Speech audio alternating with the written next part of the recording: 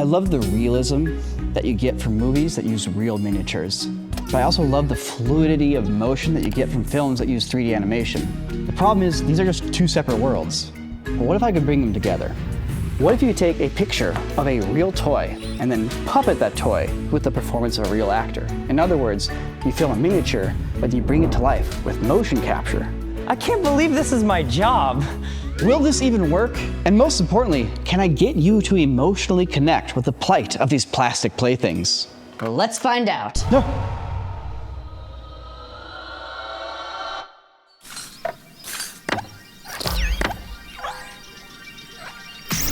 If you're familiar with our channel, then you know we've brought many non-human characters to life over the years.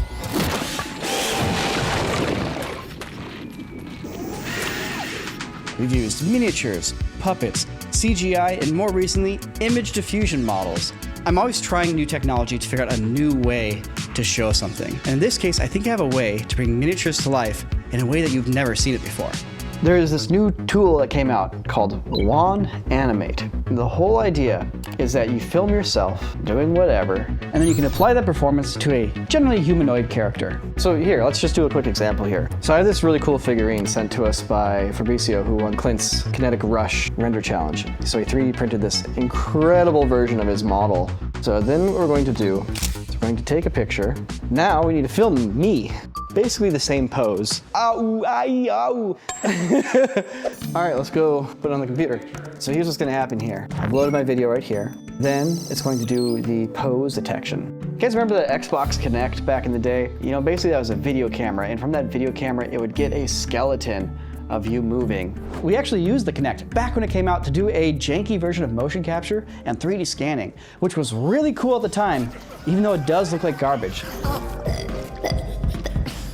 So after we get the pose for our initial video, it's also gonna detect the face, stabilize it. We can take that face and add that face motion to our skeleton, and now we have a full character performance that we can use. So this is super similar to how we've been doing motion capture already, except the key difference that we're only working in 2 dimensions, not 3. We never use a 3D model at all. It's always just warping and manipulating a 2-dimensional image. Next up, we have to load a bunch of models here. That helps you predict how things need to move when they're given control inputs like the human skeleton in the face. Through the spaghetti lines, a chain reaction of inputs and outputs will occur when we hit run. Now we very much just ballparked it. Will it break? Will it not? We'll find out.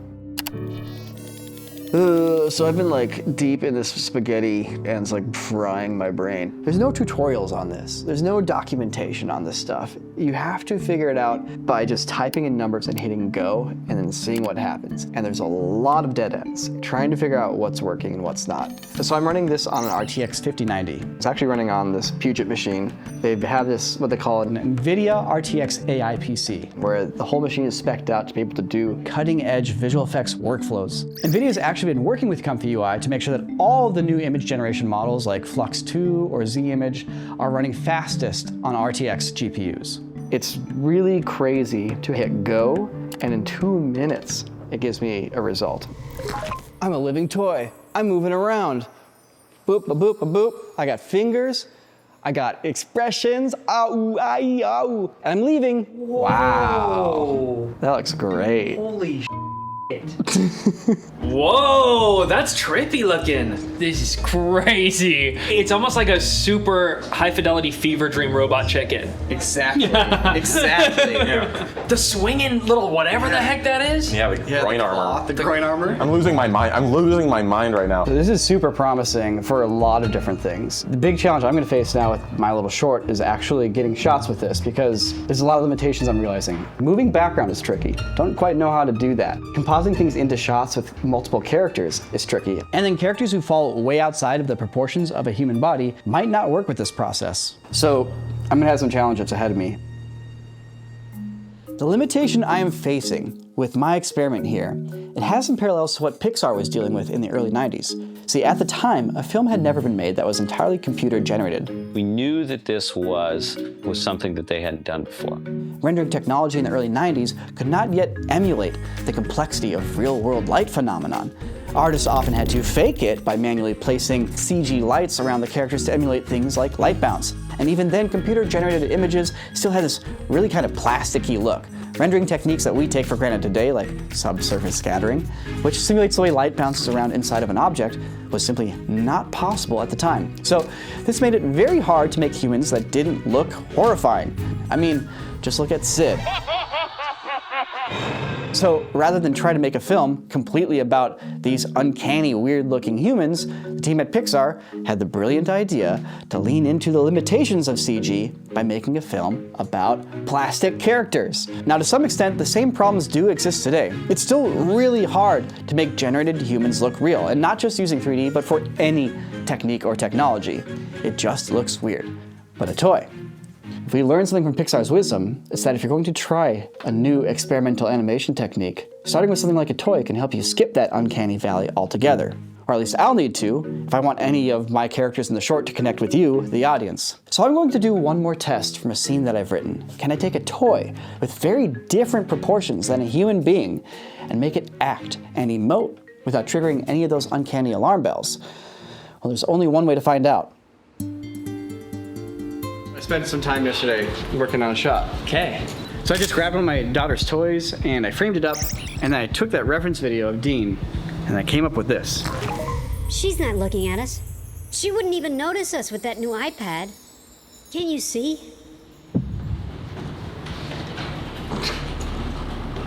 Great.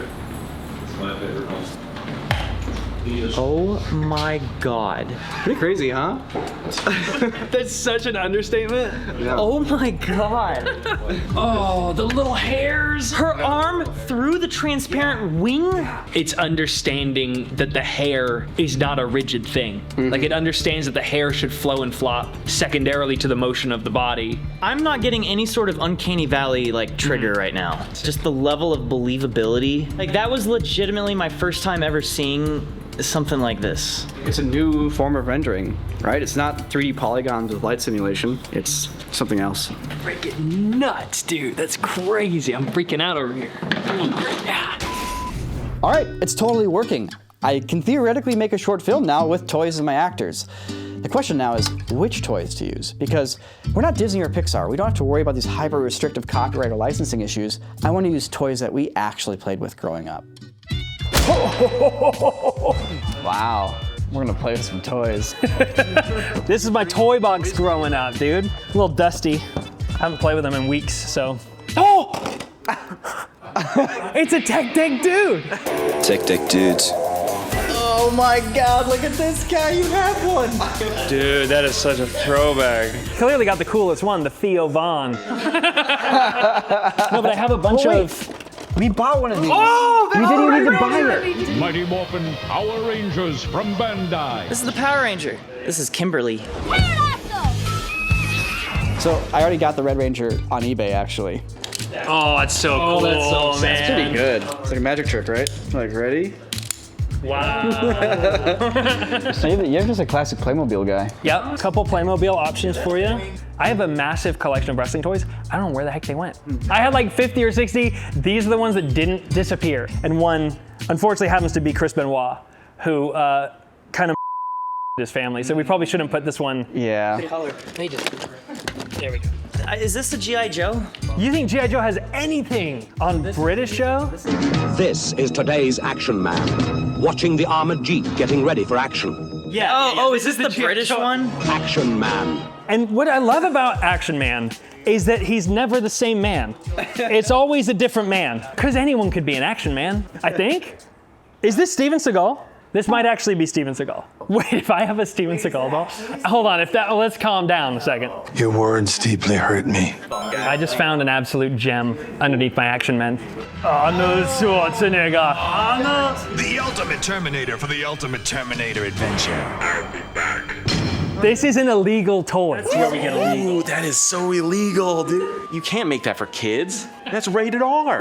The fake ID you must have used to buy this. Yeah, the little mustache I wore in the store. Seeing all these toys for the first time was a total delight, genuinely. Because I just think about, once I got that video camera, I used to set up the wrestling rink, and I used to do full broadcast versions of WCW and WWF, all sorts of different little videos. Little Jordan would be super stoked. Can I borrow your toys? I'd be honored. I promise I won't break them. I'm going to bring them to life. I'm going to awaken them, give them sentience. I'm going to show you your toys in a way that you've never seen them before. I've always wanted to know what that guy sounds like. You know what, Jordan? Maybe you should decide what that guy sounds like. Maybe you should play Action Man. Let's go! That's a dream come true!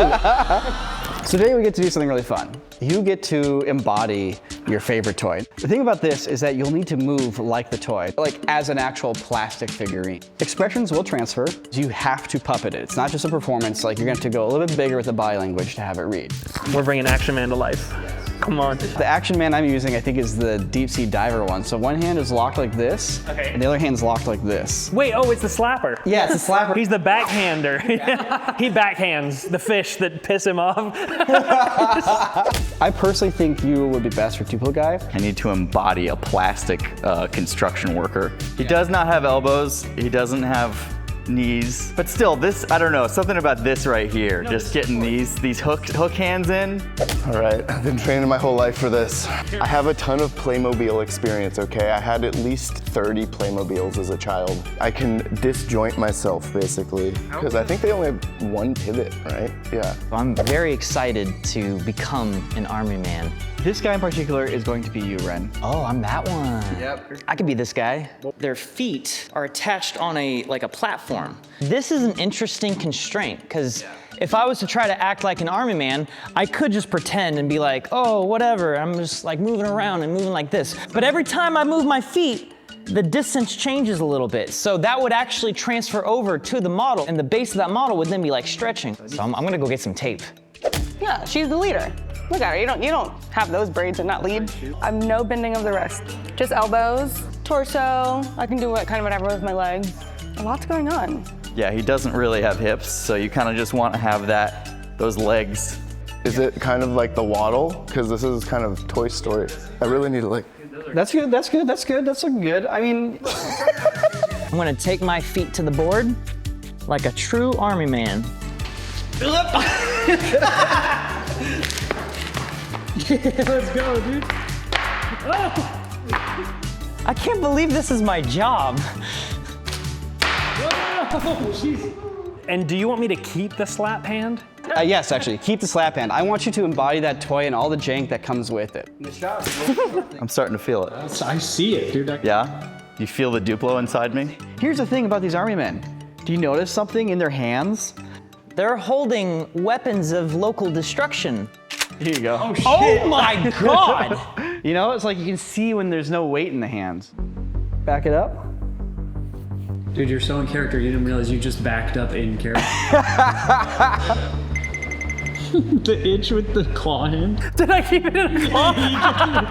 Dude, I'm in. I'm method, bro. Come on. I'm gonna be a toy, dude. This is like dreams come to life. Action. Action. Action. What are you doing? She'll see you! That's great. Acting. Guys, we have to do something. That machine is stealing her mind.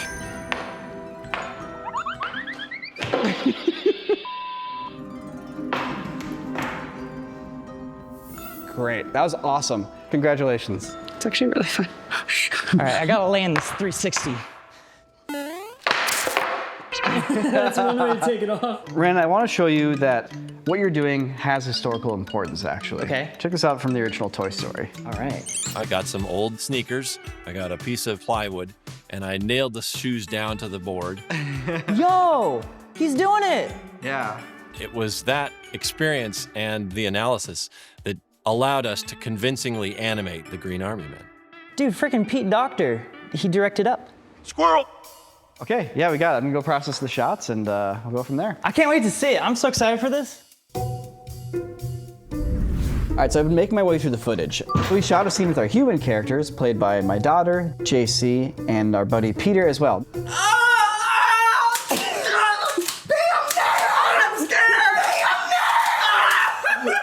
Now, if you don't know this, Peter actually has a game that just dropped called Light Up the Town. He made it himself with his roommate, and he spent a lot of time on it. It's super cute and super cool, and he could really use your support. So go check it out on Steam. I'll have a link in the description below.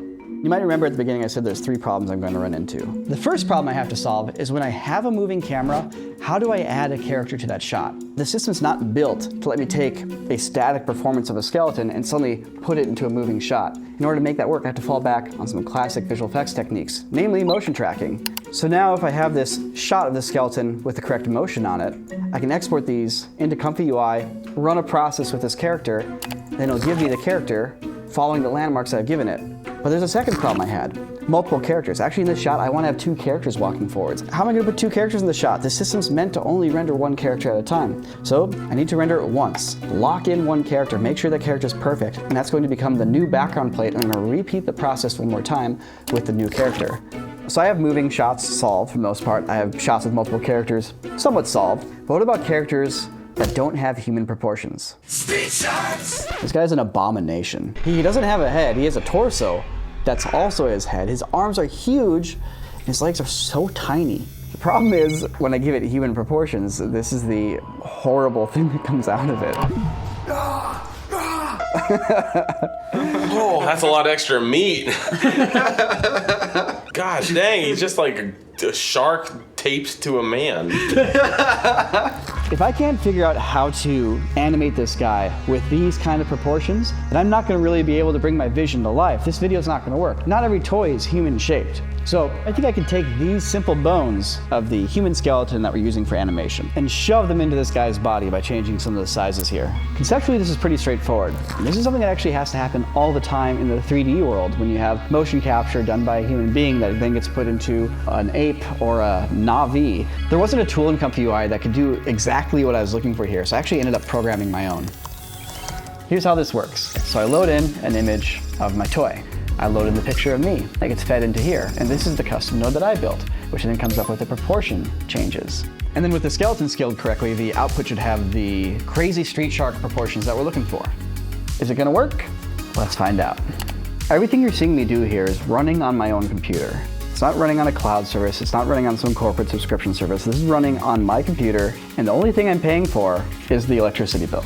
That's super important to me. So this is running off of a machine that is custom built by Puget with Nvidia hardware to be able to do these kind of visual effects workflows. All the computers that we use at Corridor are built by Puget, and all the software that we're running on these computers is optimized to use Nvidia hardware. DaVinci Resolve, Cinema 4D, Blender, etc. All these software packages benefit from having RTX GPU acceleration. We would not be able to do what we do if it weren't for both Puget and Nvidia here. If you are in the market for a machine to do video editing, computer programming, AI animation, doesn't matter, hit up Puget and let them know. They will hook it up. There you have it. It did work actually. It worked pretty well. I have a differently proportioned character, and this is super important because now I can have toys that are toy proportioned as opposed to human proportioned, and that's really important to a piece like this. Not to mention any future pieces where I want to use this to bring to life a monster or like a robot or some other character that would work well with this technique. And that's why I'm working on this project, is so I can learn out in the open, show you guys my experiment, and then become a little bit better of a filmmaker, so next time I have more tools in my toolbox. So it's getting close to the end of the year here, and I want to get this toy video out before our holiday break. You know what, I'm gonna go back to my place, get the rest of the footage, and finish up this little short film here. Here I am with my toys. You know, we're talking about all this crazy technology, but the biggest problem I have right now is getting this doll to stand up on carpet. I'm a grown-ass man turning 40 in 2 weeks. Filming with toys is, I feel like, the rite of passage that every filmmaker goes through. The first videos I made were Lego figurines doing stop motion scenes using a Game Boy camera. I remember having the Kodak Flip, and I would do Lego stop motion with that. I got the VHS camera on my 10th birthday. I think I took a big T-Rex toy. We filmed it, and we would just press start, stop really fast. Like start, stop, start, stop. I would collect up all my action figures and stage them right in front of my mom's computer. I'd go into it with zero idea of what the story was gonna be. I was just basically filming myself playing with action figures, but removing me from the scenario. Even before there was a camera element to it, there were still like films in your head that you were making as you were playing with the toys. You're holding characters. You are crafting a narrative and directing the flow of action. It's only like 1 degree away from making video. As I got older, that creative outlet became more digital, and that kind of became my playground, was the digital world. In 8th grade, I got started in 3D animation, 3D models of Star Wars ships. That was basically my toy, in a more advanced, mature aspect. You're sitting there going, hey, I found something that unlocks something that was incredibly difficult or impossible for me to do. And that is now the source of inspiration. It's fun to be in awe. It's fun to like be amazed by things. All these new tools, it's the same spirit of play and childlike wonder. Every animator is a child at heart. As filmmakers, we're always playing with toys. They just get a little bit more advanced. You're just pushing either little plastic Legos around or you're pushing little digital pixels around. I'm just grateful that all of us get to bring that little kid along with us to what we do every day. Almost 40, playing with toys, loving it more than ever.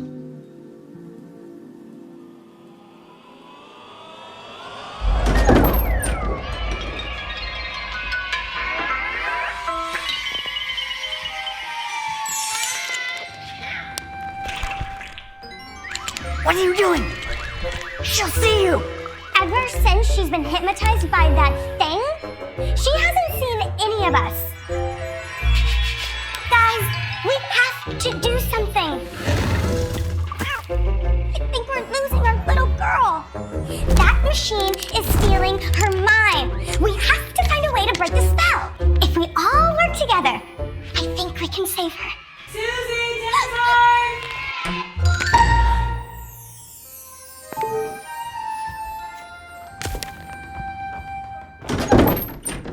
Now's our chance, come on!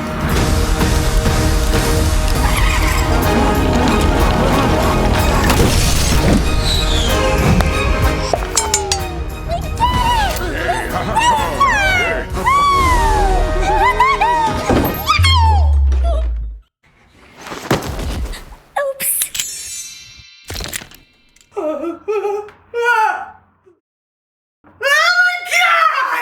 What's wrong? The toys are alive! What? They're moving! Which ones?